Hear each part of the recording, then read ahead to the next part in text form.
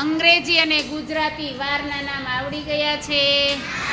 ચાલો જોઈએ. હું અંગ્રેજી બોલું, તમે ગુજરાતી બોલજો, બરાબર? પછી તમે અંગ્રેજી બોલજો ને હું ગુજરાતી બોલીશ. મંડે એટલે? ટ્યુઝડે એટલે? વેનસડે એટલે? થર્સડે એટલે? ફ્રાઈડે એટલે? સેટરડે એટલે? સન્ડે એટલે? સન્ડે ઇઝ અ... ચાલો હવે તમે મંડે થી બોલો. સોમવાર. ટ્યુઝડે એટલે એમ બોલજો, હા.